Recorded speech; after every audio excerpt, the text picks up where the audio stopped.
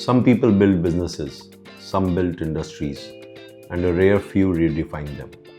From pioneering Tanzanite to building a global jewelry enterprise, Sunil Agrawal has spent 4 decades challenging convention and shaping what comes next. So professionalizing in jewelry industry was not even a phrase in 1980s when you started Vaibhav. So what made you think that to make a company which is professional, which runs professionally, is the need of the hour at that time? My advantage was that I was not from jewelry industry. Because I was not tied to a certain way of functioning. I was trained in corporate before I entered jewelry. So I interned with my cousin in Bombay, Vedanta. Okay. They are my cousin brother. Okay. So I interned with them for a year in Mumbai.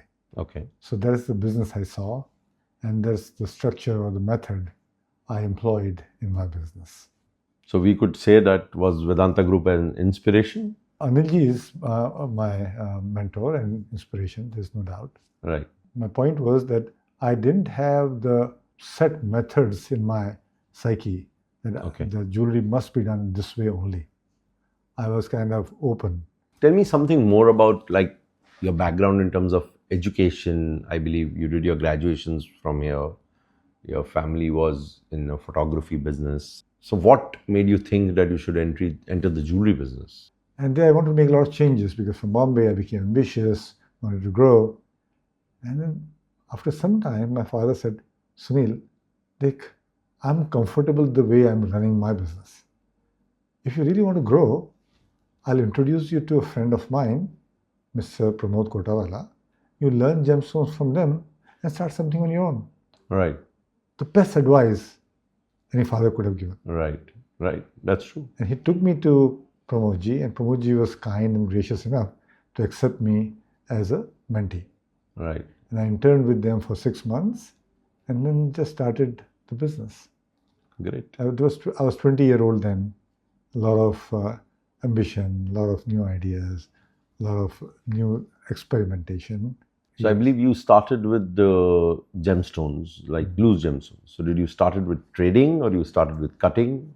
So I started with trading of the semi-precious, जो छर्रे बोलते हैं उनको, right, undrilled beads. Undrilled beads होती हैं. Because drilling in India at that time was all manual. Right. And it was not straight. I took maybe a few kilos of them. And I went to Hong Kong and stayed there for some time. And then I just went to all these companies who were doing semi-precious beads, and I was able to sell those beads and got the orders also for more. And I also took cut stones, calibrated semi-precious stones, and I got good orders on them. And at that time, nobody was doing calibrated stones. Okay. Calibrated semi-precious. It was all free size, all to save the weight. So I started with calibration stone and undrilled beads. And later on, I imported the machines from Japan. I was the first one to import them to make those professional Hong Kong, China quality. So we started making those necklaces and started selling those machine-made necklaces to Western world and those calibrated gemstones to all over the world, especially Western manufacturing companies who were selling jewelry to TV shopping networks. When did Tanzanite came in the power? I believe you were one of the pioneers in the Tanzanite business when that stone really gave, I believe, few generations to Jaipur. Yeah. So, well, it started when I was in Japan one day, and one of our Japanese customers asked me, Sunil, do you have this? I said, what is this? It's a blue color stone. He said, it's Tanzanite. Where does it come from? It comes from Tanzania. And I'll buy whatever you have. okay. So next week I was on a flight to Tanzania. Oh, wow. And I went to all the dealers, miners, everywhere. And Tiffany named the stone Tanzanite. So fantastic story. That story worked for all our TV customers. Customers who were making jewelry for televisions. Right. So we manufactured calibrated stones and supplied to all those manufacturers. And those made jewelry and then went on television. Right. So the channels for marketing just came through. I didn't create those channels. They were already there. They were already there. I was kind of lucky to tap into those channels for this gemstone. And just it became... So I believe your proactive approach worked, means you heard from a client and you moved very fast with it. Yeah. Jewelry industry, I believe everybody looked to move upwards and go towards making a more luxury product, luxury brand. Whereas Vaibhav as a company, you went more on deep discounting model and mass model where you are catching the smallest buyer of the town and making a product which is commercially viable. So what made you think that rather than going upstream? Means you were dealing in Tanzanite, you were doing good stones, you had buyers across, you could have gone to make a brand, to make a high luxury jewelry, but rather than you went on the reverse side. It was just fortuitous. We started our retail channels with higher price points, with gold and genuine gemstones, ruby, sapphire, emerald, Tanzanite, all that. We started our TV channel 2006 in UK and 2007 in US. It was a higher price point. And then 2008, 2009, the global financial crisis hit. Right. Nobody wanted to buy jewelry. True. At that time, we decided to bring the price point low. If you know, there's a lipstick effect. When there's a recession, the sales of lipsticks goes up. Goes up. Because people want to feel good. Yeah. So having that thought in mind, we lowered the price points and our sales really went up. And selling in US, UK, Germany. So having low cost at lower price is very difficult moat for others to break. But in that period of 25 years, I believe STS was born. You had several partners in the group, which I believe none of them is there now. So what happened in that journey? Means how these people came in together, you grew, the business grew, the brands grew, and today they have chosen their separate paths for various reasons. So tell us something more about that. What happened?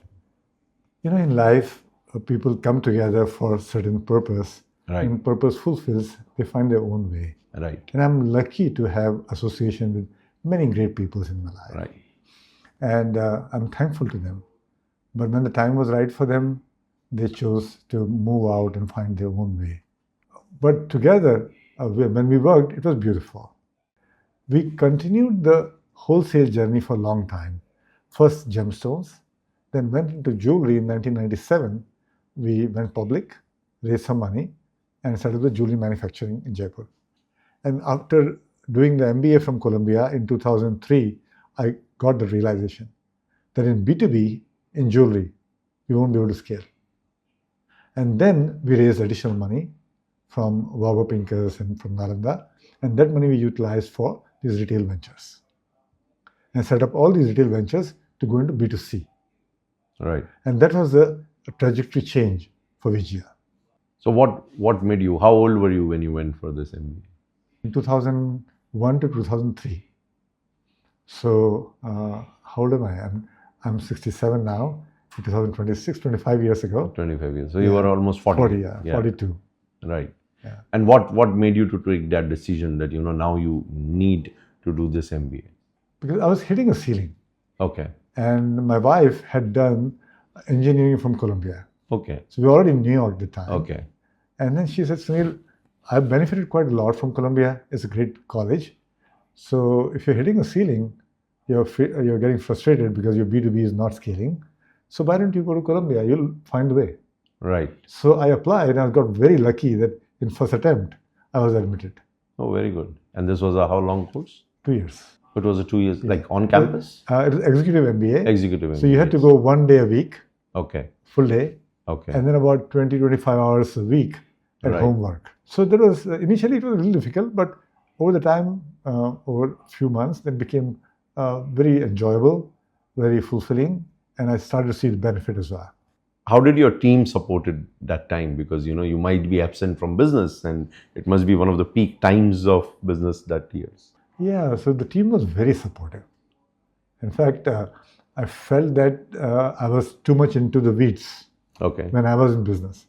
So stepping back a little bit allowed my team to really take more responsibility and become more capable too. Right. So there was a realization too, right, that getting too much into weeds is sometimes counterproductive. I came to know that few years back, maybe 10, 15 years back, you mentored few people also. So what was that journey and how did you felt and What was the feeling of mentoring? So for me, mentorship is a way of giving back.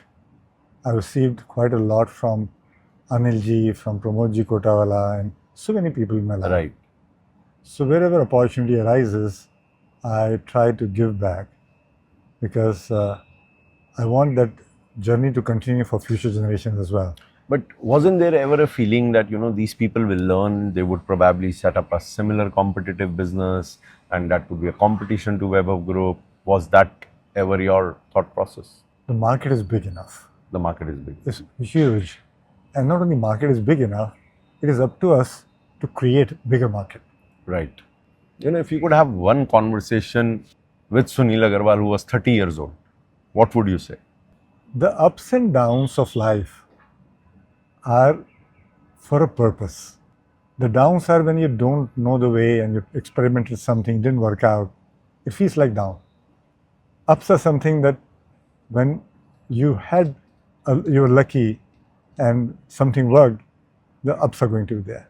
Steadiness or equanimity is what you should strive for in life.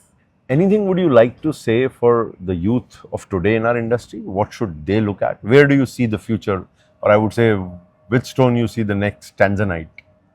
Yeah. So having gone into hundreds of different gemstones and different product categories beyond jewelry, Right.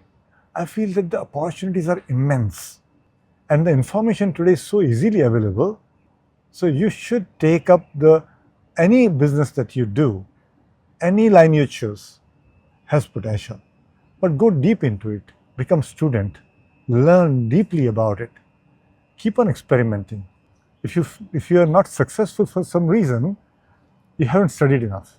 Have you ever walked away from a deal which looked very lucrative but did not align with your principles of work? As a business, it could be very profitable and lucrative, but as a person, it did not align with your kind of... Yeah, a few times I remember some of the employees of my customers in a big company wanted a cut, and I walked away. The reason I felt is that my business is delegated business. Right. And if my team will see that I'm giving a cut to people for winning the business, the same thing will start in my Happening in business. your own organization. Because they think it's normal. Very true. So principle was that you don't do anything that you don't want to happen to you. Was there a point where you said, oh, now this decision or probably this situation will take me all the way down? How we play snake and ladder, we might just go down back. Was there any point in life in business where you felt that this could just take me down? It was 2008, around November, December. It was middle of global financial crisis. Right. We had started UK TV channel 2006 and US in 2007. And 2008, nobody wanted to buy jewelry. Right. It was the time when Lehman Brothers. Yes. A huge market sentiments, negative sentiments to anything spending. Right. And we decided to close our US business. It was a difficult time. But did you actually close or it picked up? We were winding down the business. We ran going out of business sale Okay. to liquidate the inventory. And during that process, the sales went up. We extended the going out of business sale for another couple of months. Again, the sales were elevated. Then we realized that there is a market in US of value product. Right. So that's where, was that when liquidation born? Yes. That's where we renamed the jewelry channel as liquidation channel. Oh, okay. And started to offer very deep discount product to customers. Okay. What does success looks to you? The success to me looks like I'm able to responsibly take care of all stakeholders. For me, the first stakeholder is employee, the team. We have about 3,300 employees in the company. Right. Pay them fair wages, give them growth, give them education, training where they need, and then grow them wherever the opportunity arises. Next stakeholder for me is customer. Take care of them, make their experience joyful. And the next stakeholder for me is shareholders. Right. So be fair to them, give them reward that they would want to, that they would feel that they invested on me and my company, they are well rewarded. Then the community. We give back every piece we sell, we give a meal to a child in need. Yes, I knew it, but I was just reading it at the waiting lounge that every piece is sold and there is one meal given to a child. That's a great initiative. So currently we are at run rate of 57,000 meal every school day. Oh, wow. How would you want the world to remember you as Sunil Agrawal in 3 words that, okay, after you, they should remember you like this? One statement, One line. doing good is good for business. Right. So I believe VGL has acquired Mindful Soul and Ideal World that gave you a new customer base. What thread is actually binding between its different acquisition, and where do you draw the line that, okay, till these kind of companies we can still think of acquiring, but this is where we draw a line? So Mindful Souls was the first company we acquired. They were mainly to learn pure e-com. Because we were doing e-com for the last 15 years, but we were not e-com first company. And we were trying to learn e-com while doing TV. They're actually very different businesses. Right. So we felt that we needed to acquire a company to learn, and we acquired them at a fairly good price, and we learned quite a lot from that company. How do you see today? I believe I was studying somewhere VGL is talking about AI integration and a lot of other things. And in your journey, you have moved to trade shows, met people, you have your own instinct about market, what product will move, what will happen. How much do you feel that your instinct and the data, what makes it works more? Or it's a combination of It's always a combination. Because automation can work to a certain extent, but you also have to have instinct. Right. Otherwise, AI will rule the world. Our intuition will always be highly valuable going forward. Is the next generation coming in business? Are they entering the jewelry empire, or they are diversifying in different businesses? Where do you say the company would be, the successors would come in? Yeah. So, although my sons are probably not going to come in this business, Okay. but I'm creating this business to be self-sustaining and growing beyond me. Right. So we have an independent board with pretty robust board members, very knowledgeable, very respected, and very engaged board members. Our executive team is very capable, highly educated, experienced, and independent decision makers. That's and we are grooming some people in the company to be potential successors to me. And when you look at the large companies, for example, Signet or Tiffany, they are all diversified, owned, publicly listed companies. Right. But they still continue to thrive. Right. And I want VGL to be similar to those companies who have done well without the centralized ownership. If you were supposed to start VGL now in 2026 than 1980s, what different would you do? You know, my knowledge today is different than what it was at the time.